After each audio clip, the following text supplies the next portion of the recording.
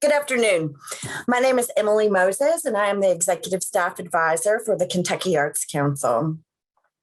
Thank you so much for registering for and signing up for our Shuttered Venue Operators Grant walkthrough today with Valerie Henderson and JC Phelps, both from the Kentucky Small Business Development Center. We know that everyone is super excited about getting this grant application portal open and getting those applications in. And we are thrilled to be able to partner with Kentucky Sbdc to make some time available to get your questions answered, your last minute questions answered, as the portal is slated to open in 2 days. So I'm not going to take up too much of your time in giving an introduction, but I do want to start with a land acknowledgement. A land acknowledgement is a formal statement that recognizes the unique and enduring relationship that exists between Indigenous people and their traditional territories. Today, we are on the grounds occupied by ancient peoples whose history has been lost, but whose legacy remains. The evidence of these people can be seen all over Kentucky through the mounds and artifacts left behind. Today, more than 170 American Indian tribes are represented by their members living and working in the Commonwealth of Kentucky. Let us honor those who were here and those who are here now and build on the legacy of stewardship of the land they left for us and to the 7th generation. Thank you.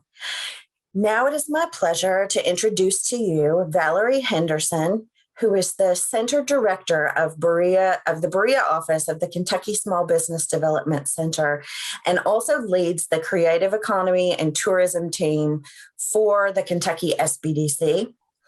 And also I want to introduce her co-presenter, JC Phelps, who is the co-team leader of the Creative Economy and Tourism team, and a business coach who operates out of the London Small Business Development Center. Thanks for being with us today, Valerie and JC, and I will now turn it over to you. Thank you so much for having us. We are thrilled to be here, and I'm going to go ahead and share my screen, and we will start talking all things SVOG. So we have recently launched a new website at the SBDC, and we would love for you to give it a look. But for those of you that aren't familiar with the Kentucky Small Business Development Center, we are in our 40th year actually of assisting Kentucky small business and entrepreneurial communities. We have 17 service centers statewide and truly an experienced and knowledgeable staff in all sectors. So we provide coaching and training services to either help people get into business or help people with existing business issues, such as this one. We do so at no additional cost to you. We are co-sponsored by the United States Small Business Administration and administered by the University of Kentucky in partnership with regional universities, community and private colleges, as well as the private sector. And at the University of Kentucky, we are proudly a part of UK Cafe, the College of Agriculture, Food, and Environment. So if you visit our newly designed site, KentuckySbdc.com, and you scroll down, you will find lots of resources for any of the relief programs, along with just small business information for the Commonwealth. But down here in the blog section, we are going to start with the Shuttered Venue Operators Grant, where our state office has truly done a wonderful job in combining a lot of information for you all. So we're going to walk through the program today, and then Valerie is going to hit onto some specific parts of the application process. But here, when you launch the SVOG page, you'll first see a webinar that Valerie and I did in the very beginning stages when the information came out about the grant program. There's certainly some great information there. So if you want to watch that, that is a great resource. But down here below that, you will also find several webinars and videos. Several of them are short too, from the SBA. today, and there are ones about SAM, which is the System for Award Management, eligibility for this program, talent representatives, museum operators, motion picture theater operators, how you can use the funds, and several other programs, and this is a great place to look as well. That said, we're going to chat about a lot of these things today, but these hopefully will serve as reference points when you go back.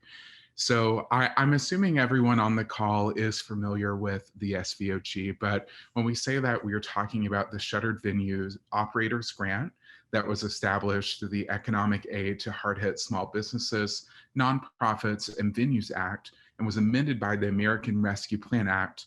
And this provides over $16 billion in economic relief to target industries. Before we go further down, I am going to scroll right here.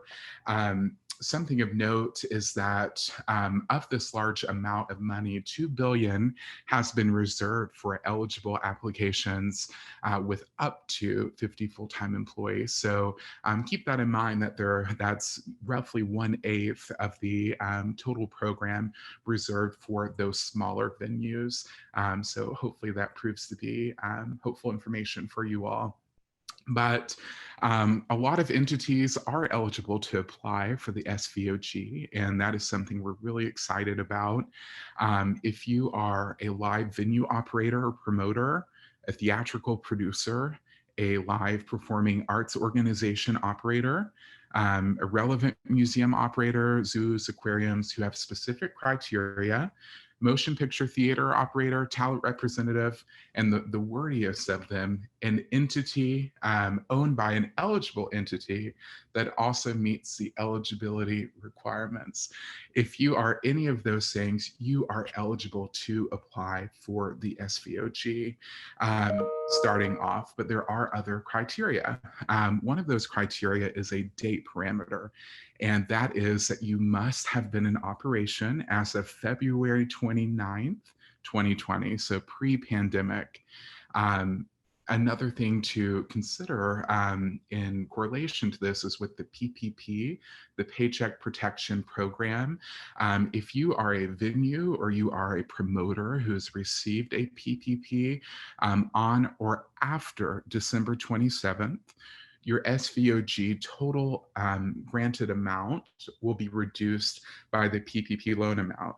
December 26th back, that is irrelevant. So that begs the question, and a lot of questions we've received, on how much can I actually get from the SVOG? And the grant amount is reflected in a couple of ways. This is one of the other dates, and it's important not to get them confused. You have to have been in business before March 2020. With that said, the other date cutoff is January 1, 2019. So if you are an entity that was in operation on January 1st, 2019 or before, your grant will be for an amount equal to 45% of your 2019 gross earned revenue, or $10 million, whichever happens to be less. That said, if you started operation after January 1st, 2019, but before February 29th, 2020, your grant will be the average amount of the monthly gross earned revenue for each full month you were in operation during 2019 multiplied by 6. And it does have that 10 million max as well. And so you will take whichever one is less. And again, there's that caveat that while there will be large organizations applying for this funding, there is $2 billion reserved for those with 50 full-time employees or less. So how to apply, and Valerie will hit a lot of specifics on that in what she's going to go through. But we are excited to have the date of it, slated to open on April 8th. And in opening these applications, they are prioritizing those that have suffered the greatest economic loss. And so the first 14 days, the first 2 weeks of applications will be given to those with first priority. And those are entities that have suffered a 90% or greater revenue loss between April 2020 through December 2020 due to COVID. The second priority, which is the next 14 days after that, are those entities that have suffered a 70% or greater revenue loss during the same time frame. The third priority, which is 28 days after the first and seconds, they have had their priority time frame. That is for entities that suffered a 25% or greater earned revenue loss between one quarter of 2019 and the corresponding quarter of 2020. And lastly, after all three priorities are complete, there's the time frame of supplemental funding, and this is available after all priority periods have passed. And this is for recipients of first, second, and third priority round awards who suffered a 70% or greater revenue loss for the most recent calendar quarter. So once you make your application and you have your granted amount from the SVOG, you then, of course, have to spend it correctly. And there are allowable uses of funds, and there are things that you may not spend it on. And so I'm going to take a moment to discuss this too. With your granted amount from the SVOG, you can use this to pay your payroll costs, any rent payments, a utility payment, scheduled mortgage payments, but it cannot be the prepayment of principal, scheduled debt payments, not including any prepayment of principal on indebtedness incurred in the ordinary course of business prior to February 15th, 2020. You can spend it on worker protection expenditures, payments to any independent contractor. However, it may not exceed $100,000 in annual compensation per contractor. You may spend it on any other what would be deemed as ordinary and necessary business expense, and that does include maintenance, any administrative costs. One interesting use is state and local taxes and fees. Any operating lease in effect as of February 15th of last year, any insurance payment, and something else that's been added is the advertising, production, transportation, and capital expenditures related to producing either a theatrical or a live performing arts production. However, you may not use the primary reason behind your funds, the primary percentage to be spent in this way. It must cover the other things in a primary fashion. So you can spend it on all of those things, but there are things that you may not spend it on, and that includes buying real estate. You may not make a payment on a loan that originated after February 15th, 2020. You may not use your granted amount to make any investments or loans. You may not make contributions or payments to or on behalf of any political party, committee, or candidate. And you may not use the award funds for any other use prohibited by the administrator. So what we have seen in the Economic Injury Disaster Loan, the Paycheck Protection Program, now the Shuttered Venue Operators Grant, is that record keeping is of utmost importance. And so I encourage everyone that receives an SVOG to keep really detailed records. And you will be required to maintain the documentation that demonstrates that you complied with the spending parameters of the funds. You must retain employment records for 4 years after your receipt of the grant, and you must retain all other records for a minimum of 3 years.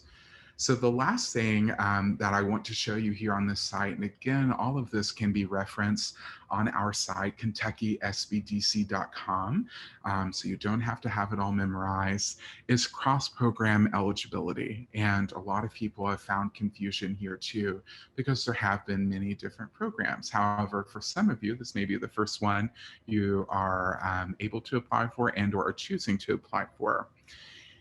If you are a first draw PPP borrower, you can, apply for the second draw PPP. That is true. But let's focus on the SVOG. If you are a PPP recipient with the SVOG, you may apply if you received a PPP loan prior to applying for the SVOG. And then the cutoff date there is referenced above. If the PPP loan is received on or after December 27th, 2020, remember that amount will be deducted from the total granted amount of the SVOG. Further, if you go down to the EIDL, one thing to note is that you may apply for the SVOG, but it cannot be used for the same purpose or costs as the EIDL. Going across the middle there, and whatever hypothetical you fit in, you can find your intersection here. But in the middle section, coming down from the left side, the SVOG recipient, again, you may not apply for the PPP after receiving the SVOG, and you may apply for the EIDL, but again, afterwards, but you cannot use it for the same purpose or cost. So be sure to see where you fit on this chart, and that will help you balance between the three programs that we have seen thus far. One last thing I wanted to show you is we have some calls down here for you. You can click first off here to sign up to be notified when the portal opens, but we know the date. That said, you can still sign up to be notified here. The application checklist is a wonderful resource, and that is what Valerie is going to be hitting on. You will also find the FAQs of the SBA in reference to the SVOG. Here, all of these are direct links to, this is rather a direct link to the SBA site. And I strongly encourage you, if you happen to read one of the earlier FAQs, there have been several, 5, 6, maybe even 7 edits to the FAQ. So I encourage you to give the newest one a peek. And lastly, we have a button down here to request assistance. And again, all of our business coaching and services at the Kentucky Sbdc are provided at no additional cost to you. And that is thanks to our very generous funders and sponsors. While Valerie and I are here, we will do this after the presentation or during, but we will put our email addresses in the chat too, and you are of course always welcome to reach out to us. So I am going to turn it over right now to the better half of the presentation, Valerie, who will talk about her part of the section, and then we'll come back for a Q&A. Well, I tend to think JC's the better half, but hello, everyone. And I have already put our emails in there. And if there are questions that you have today that you feel were not answered, feel free to reach out to either of us, and we'll be happy to schedule one-on-one personal time to try and get those answers for you. There's also an email in part of what JC was showing that is additional question. It's an email for the SVOG administrators. So lots of ways to reach out and get more information. We don't always have the answer at the tip of our tongue, but it is our mantra to do our best to find those answers for you. So I'm going to share my screen now and go to the Shuttered Venue Operators Grant, the checklist. I don't know about you all, but I'm the kind of person that I love to have a list and I like to check things off on it. So that's kind of what this is about. There's also links to other great resources on this that just came out in mid-March. And I hope it's something that's very helpful for each of you. So there's the frequently asked questions, and you can go also to the SBA's website itself. The Sbdc has done its best to include everything from the SBA's website, but you know, it changes all the time. So just kind of trying to go around and make sure that you have all of the most relevant information. So for all applicants, one of the first group of documents that you need to have in place is the background documents. And the first one would, of course, be the written statement of need. Next, we have the corporate documents that may include articles of incorporation, certificates of existence, certificate of organization, state LLC agreement, certificate of formation, or articles of information. Some of you might go, where the heck am I going to find those? If you are an LLC or incorporated in the state of Kentucky, you can go to the Secretary of State's website, put in your business entity's name, and most of those documents, if not all of them, are included underneath your business's record. You will be required to produce a government-issued photo ID, front and back, of the business owner or a primary officer of the organization. If you're a nonprofit, you probably don't have an owner, but you have an executive director or you have a president. We will need to see the employee list with job titles and employee status, full and part-time. And a tax exempt status letter is only required for those nonprofit entities that might be applying. You know, it is fairly unusual that the SBA would include grant funds for nonprofits. And so we are pretty excited about this, but these are unusual times. And so I urge each of you to take advantage of these opportunities. The financial documents that are required would be the 2019 tax return. If you have already filed your 2020 tax return, you could include that. Quarterly income statements for 2019 and 20, signed by a primary officer of the organization. So that's a kind of a specific format that they've asked for. If you do your bookkeeping in a different manner, I would suggest that you try your best to adapt it to fit the format that they've requested. You might also need a copy of the most recent audited financial statement from 2019 or single audit if applicable. Maybe you haven't been audited, so you don't need that. Or a link to a website where the report can be located. An audited financial statement should be submitted by entities that obtain this document within the normal course of business in 2019.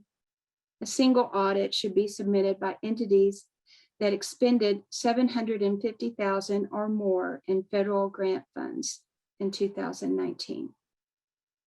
You will also need an indirect cost rate agreement from cognizant agency, if applicable. Payroll statements covering February 29th, 2020. That's a magic date on this application, isn't it? So then here are some standard forms that will be needed. And those are all links to download those specific forms from the entities that originated them, from the SF424B assurance for non-construction programs found on grants.gov, certification of a drug-free workplace, an SBA Form 1623 certification regarding debarment, suspension, and other responsibility matters. SBA Form 1711, a certification regarding lobbying and disclosure of lobbying activities.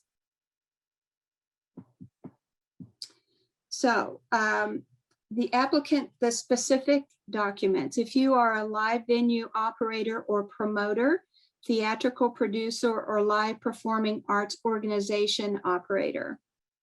So if the applicant is the operator of a venue, they need to see a floor plan. And if some of you were on any of our earlier webinars, you know that one of the requirements is that seating must be attached to the floor or to the ground. So that's why they want to see this floor plan.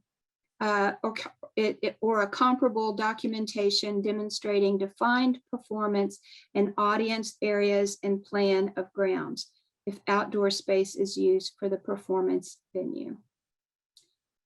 If the applicant is the operator of a venue, documents to show that the venue has audio mixing equipment, a public address system, and a lighting rig.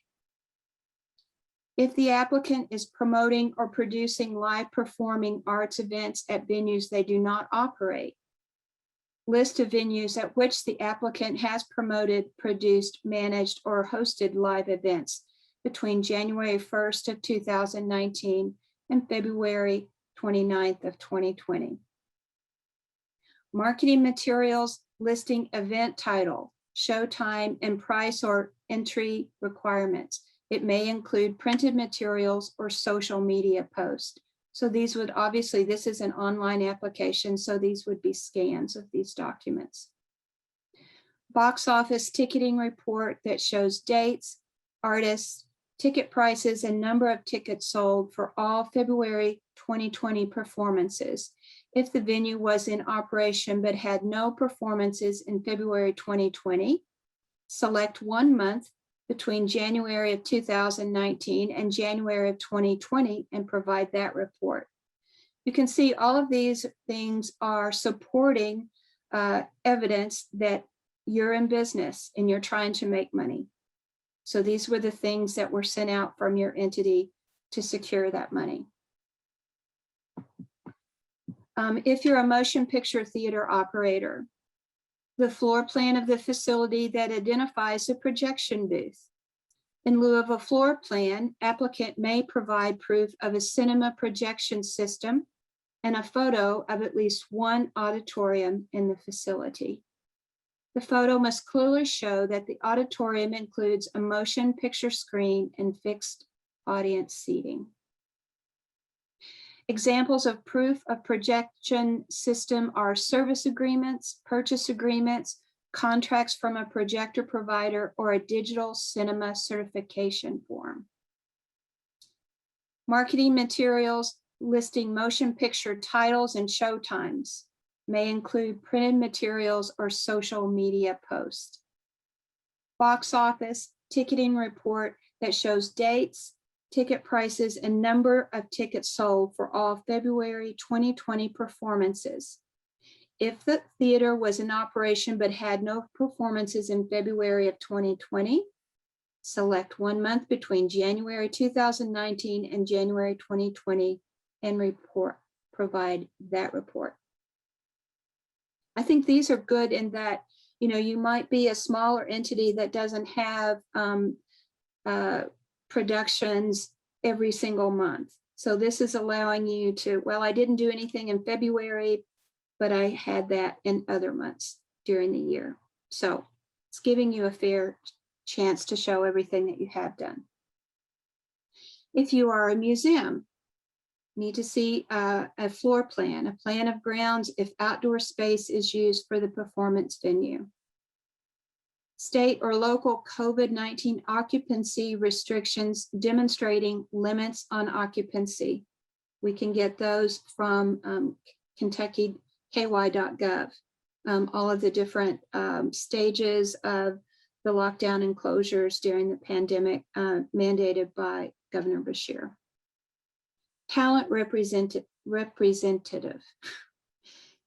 Contractual consultant agreements with talent represented venues used and evidence of booking.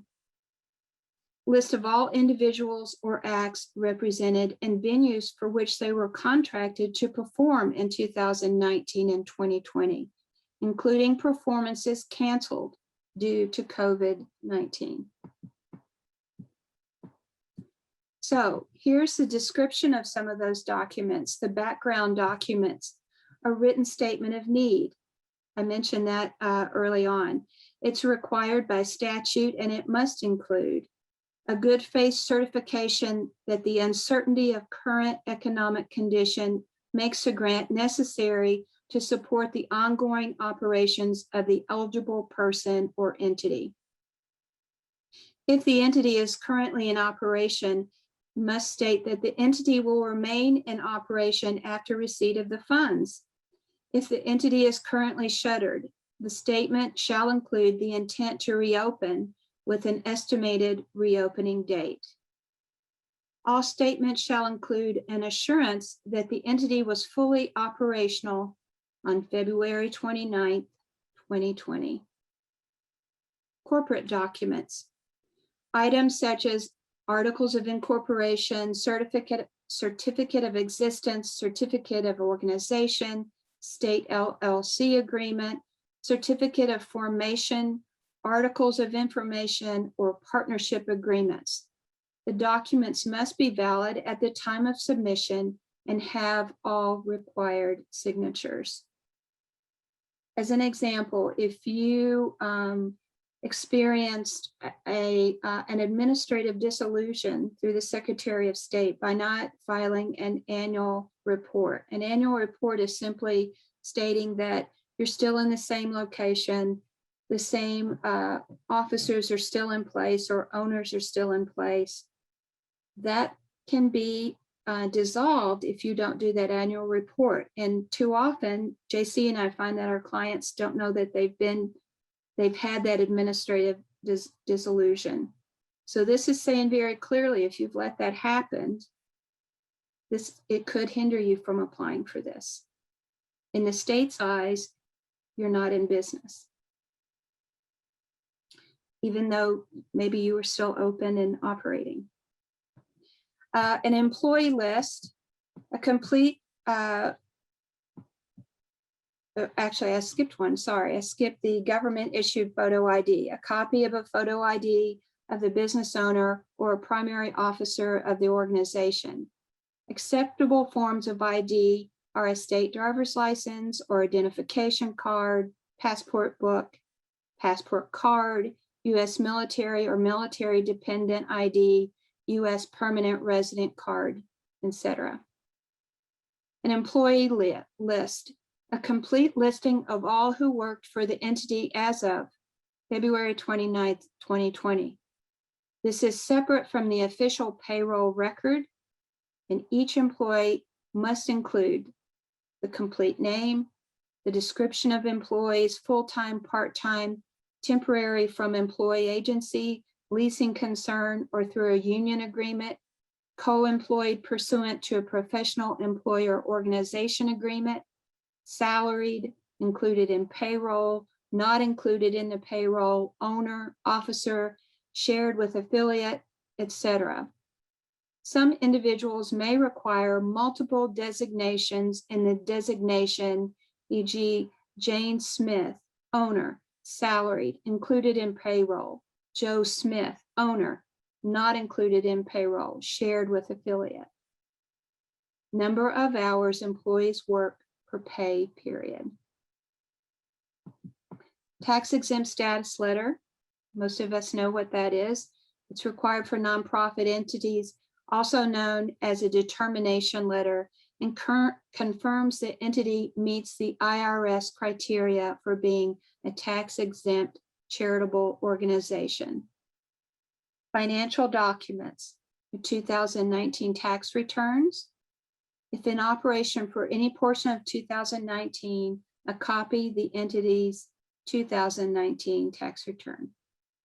2020 returns, if already filed, a copy of the entity's tax returns. The 2020 tax return must be provided to the SBA when filed with the IRS.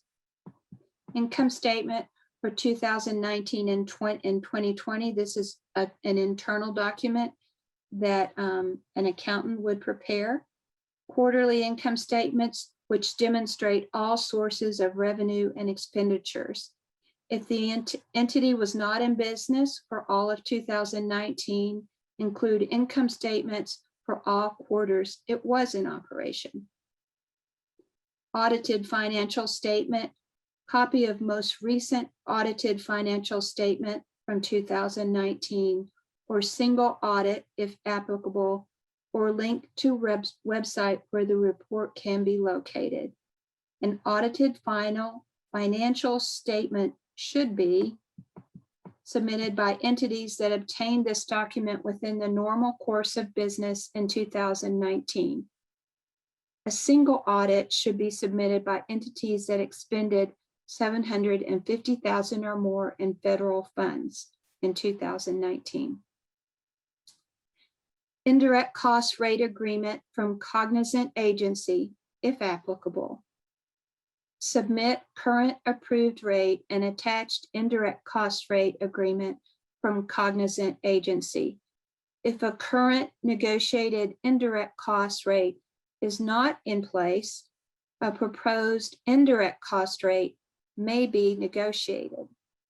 If a negotiated cost rate agreement was never in place, a 10% de minimis rate in accordance with procedures in 2 CFR 200-414. Does that sound government enough? Okay, standard forms. SF 424B. If you remember up above this, I showed you where to download these forms, where they could be obtained. And these are all just the functions that each of them are for. The applicant specific documents, the floor plan, we had different requirements for whichever entity you fell under.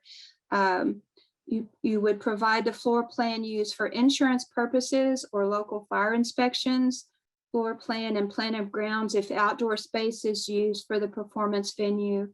It should demonstrate the location of the defined performance space, the stage. For motion picture theater operators, the floor plan should also identify the projection booth in lieu of a floor plan.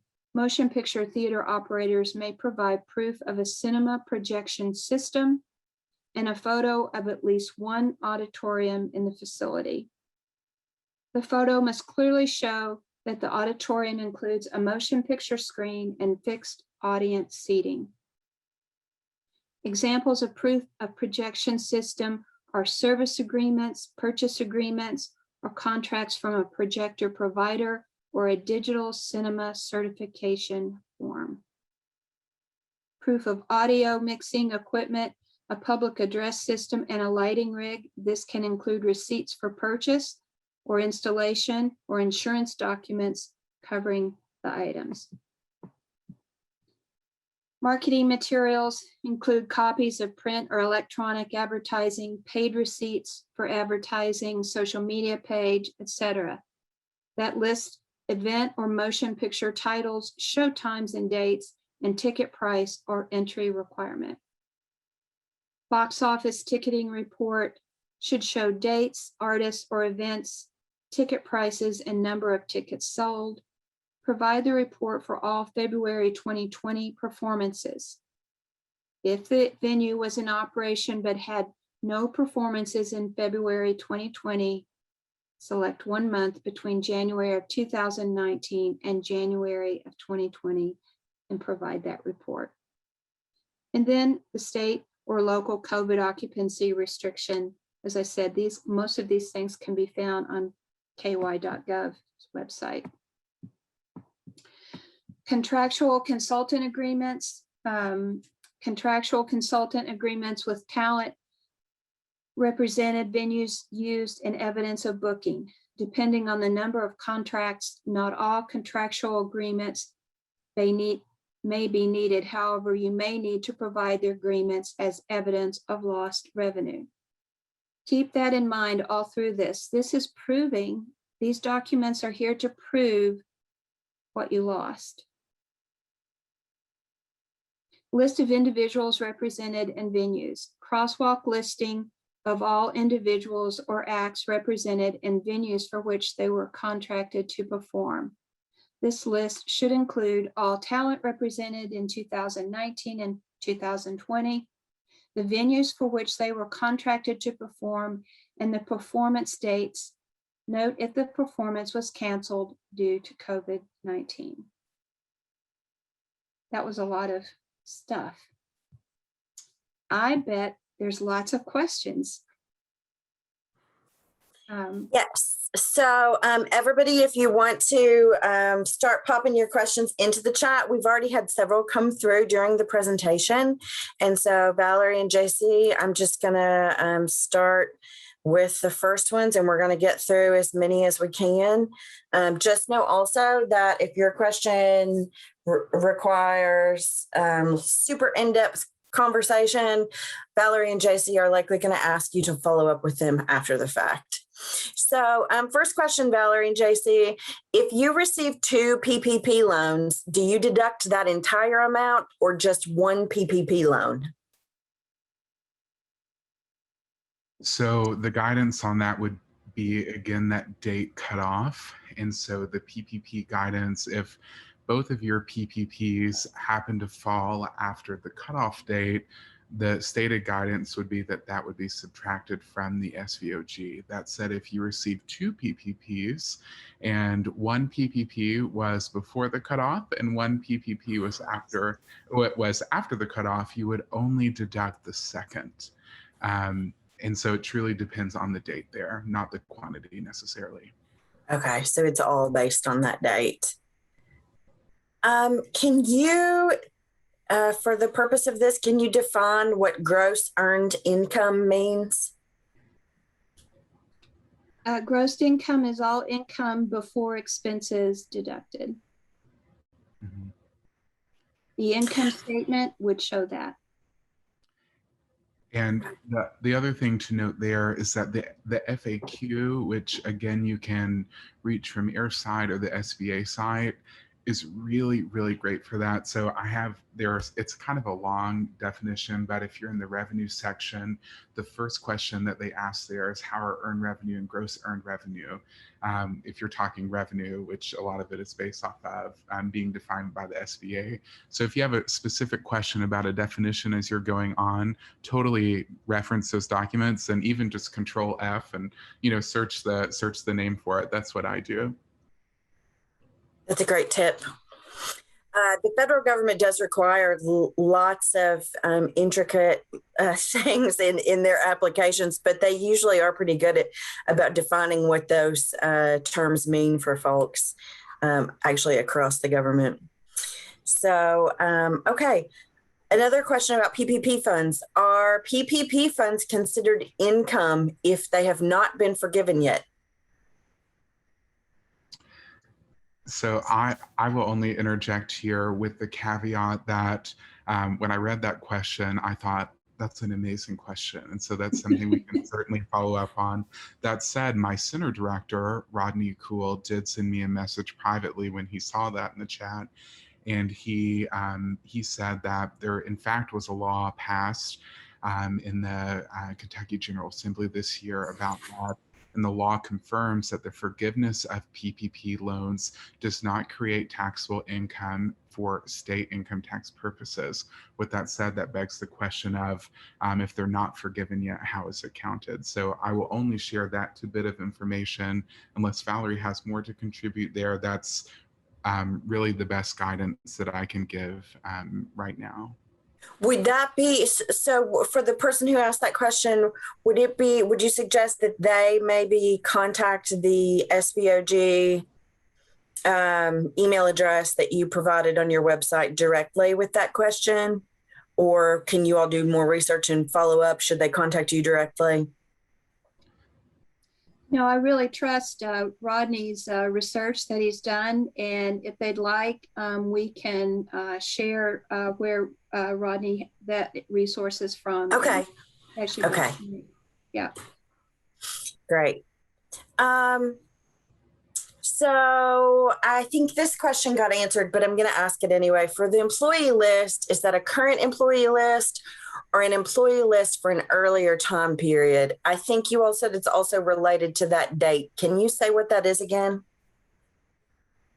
Yeah, it's and mostly what I think I just went through. It's if you weren't well, I'm about to confuse things, I think. Do you have a specific thought, JC? Is it February 29th? It's that February 29th leap year date. Yep. Yeah, that's weird, isn't it? I hadn't realized that. Yeah, it's a leap year date.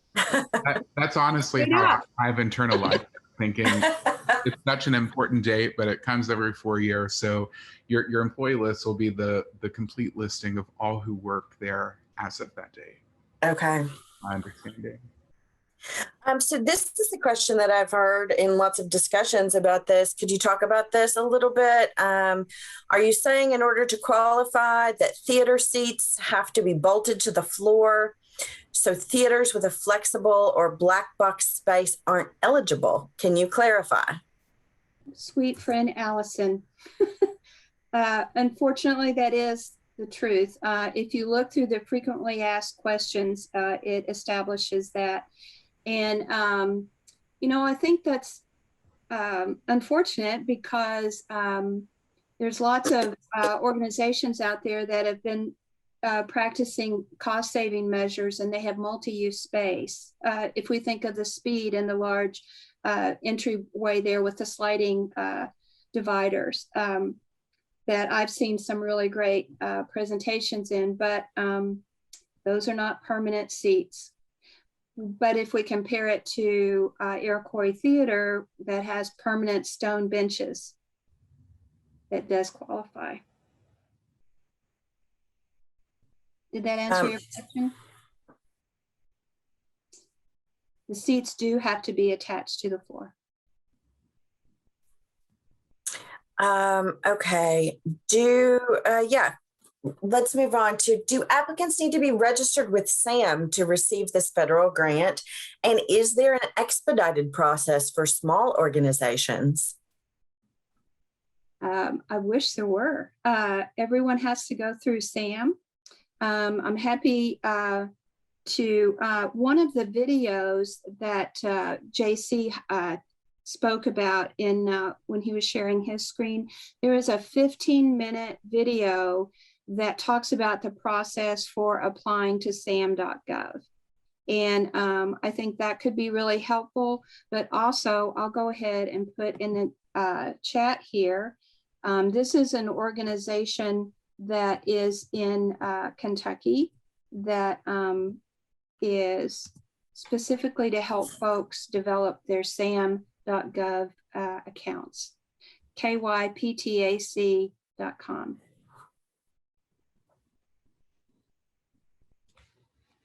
Okay. Another PPP question. We've applied for a second PPP loan, but have not received approval yet.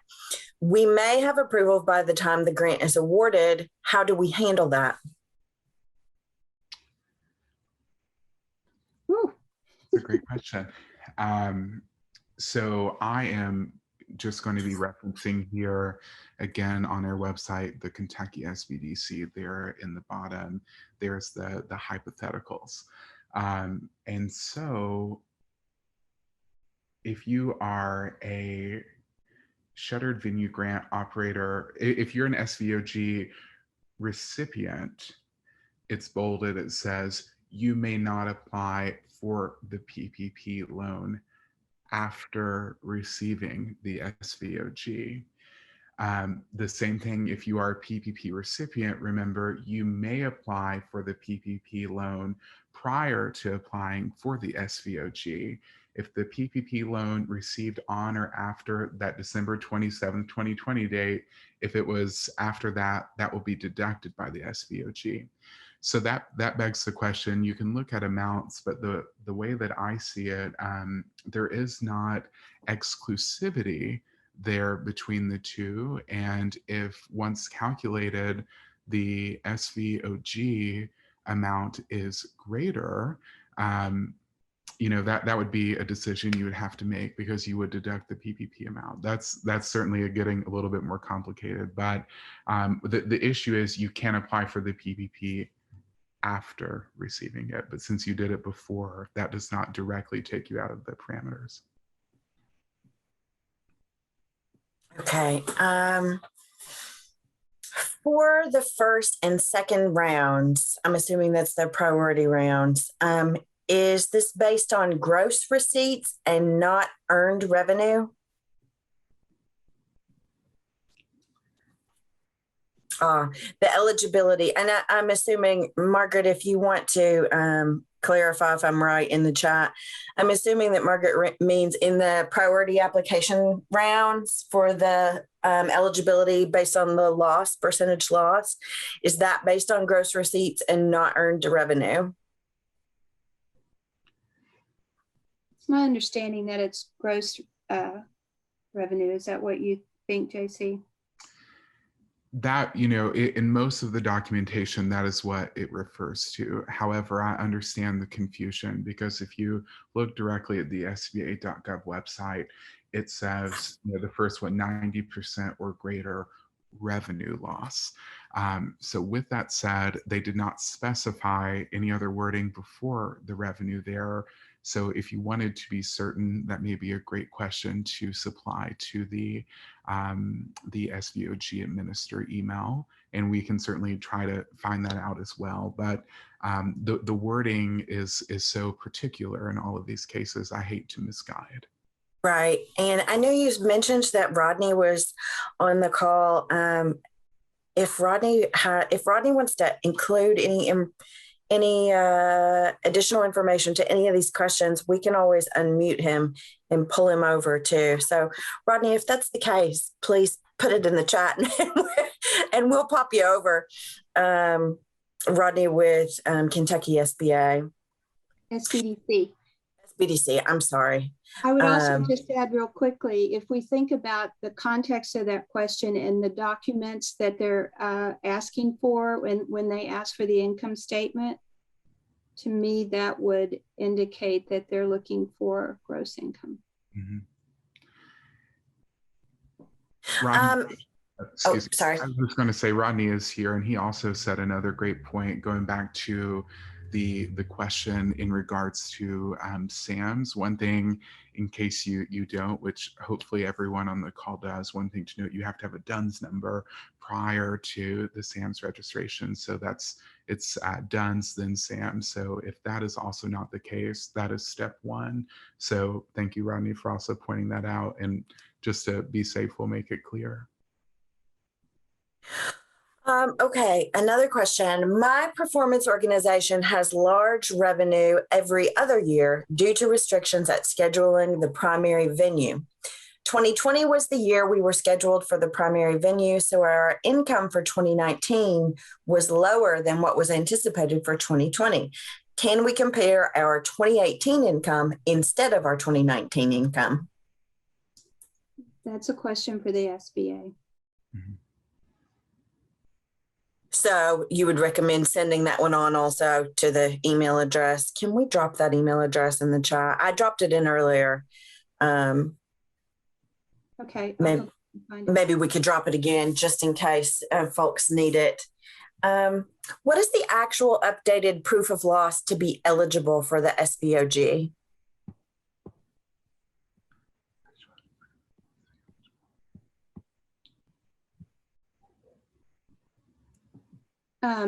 Sorry, I was looking for the website address or the email address. The process of completing all of these required documents is a proof of loss, is answering all of the questions and submitting the forms. Yeah, going through that sheet that you went through. Yeah. Here's a question. It's a good question. Do we need a payroll report for the entire year or just the February 29th, 2020?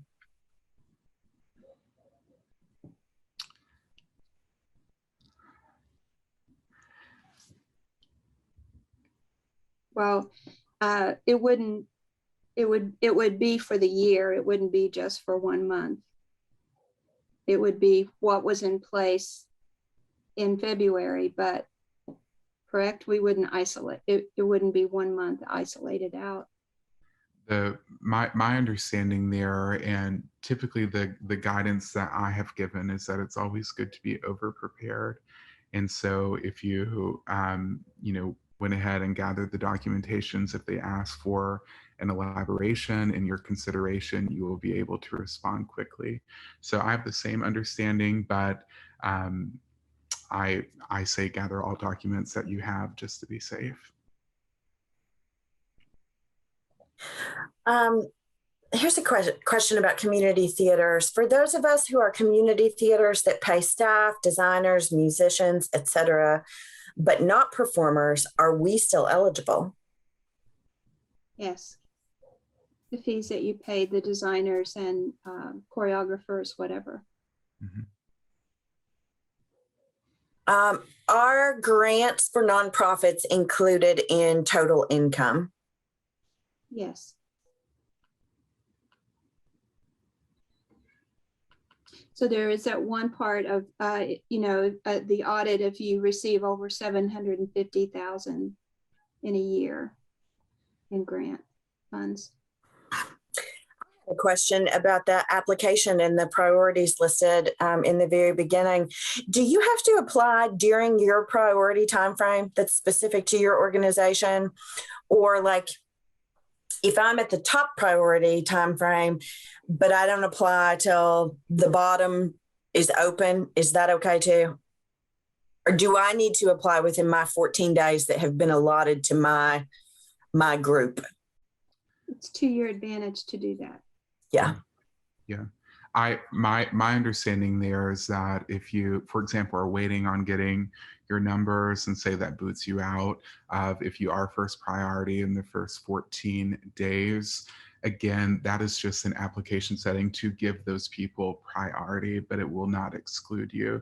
The only exclusion is the parameters of being in the first or second priorities. But absolutely what Valerie said, echo, apply absolutely as soon as you can. As we have seen, different programs have ran out of money, they've allotted more money. So it's always, time is of the essence. So Right. Yeah.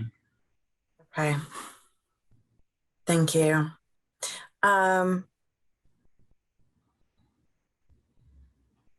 There's a clarification on the proof of loss. On the proof of loss, he was asking, what is the actual loss of income number to be eligible for the SVOG? And if we receive the second PPP funds, are we still eligible if we meet the loss of income percentage number? And those, I think, go back to the priority groups, right? Right. Mm-hmm. Yeah. So that is on the Kentucky Sbdc website, which we have put in the chat. Yeah. And there's one of the things you can download from that website is the Shuttered Venue Operators Grant, the preliminary application checklist, which goes through that. And also what JC went through does the same thing. Yeah. And here, I'm going to pop that link into the chat again too. You can find it there.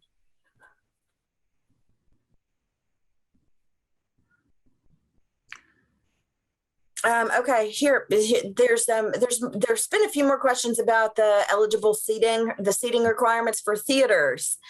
And so let's see about getting some clarification. According to the FAQ, the answer to the question about fixed seating applies to movie theaters, but not performing arts organizations.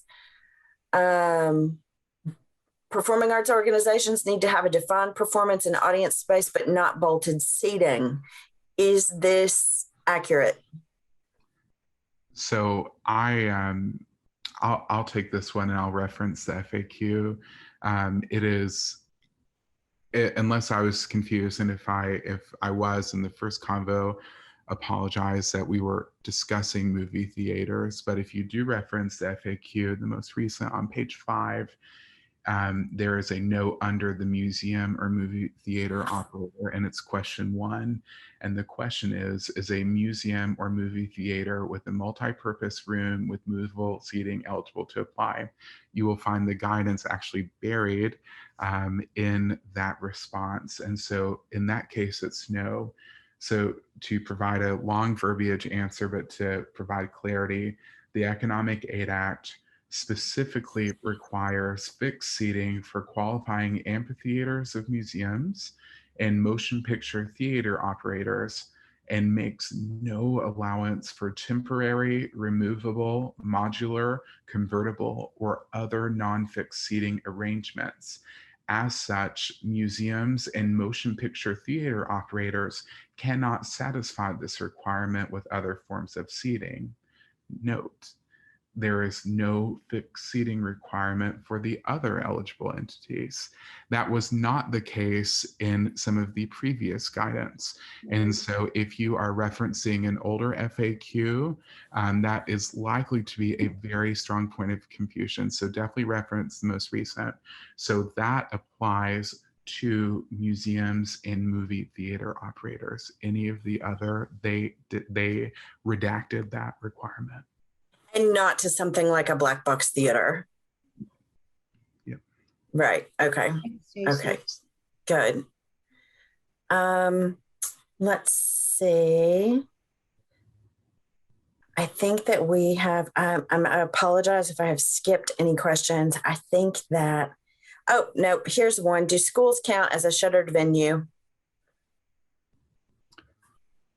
So that's a loaded question. The school in and of itself would not be in this sector. That said, if you happen to be talking about, say, a college or university and you have a performing arts center, I see Steve on here from Center College, Norton Center, Singletary Center, so there are factions, and that there's references to that guidance if in the discussion related to city and county governments. Also, there's some guidance here with public schools. So if the full entity itself, the larger entity, does not fully fit the eligibility, but there are applicable factions within that umbrella that fit, that entity may apply if it fits into the parameters of application. So the school itself, my first guess would be no. That said, there are potential factions of the school and or the school's programming that could work. Hopefully I said that correctly. That I think is a little bit confusing. So if that didn't make sense, please let me know and I'll restate, but hopefully that helped. Sometimes it has to do if they're a separate line on the budget too, if they're their own entity within the school's budget. Okay, and I do believe there was one last question. If an organization offers programs at a shuttered venue and the venues are closed, are they eligible? I'm not sure I understand. I was about to ask for clarification too. Yeah, and that can, if you want to drop some clarification in the chat to that question real quickly. And I'm going to give one last scan to the questions to see if there was anything I missed. And actually, JC and Valerie, would you, I know we've dropped it into the chat, but will you just take one more opportunity to share your email addresses and follow-up contact information with everybody? Just what is your email address? Best way to reach you. Thank you, Valerie.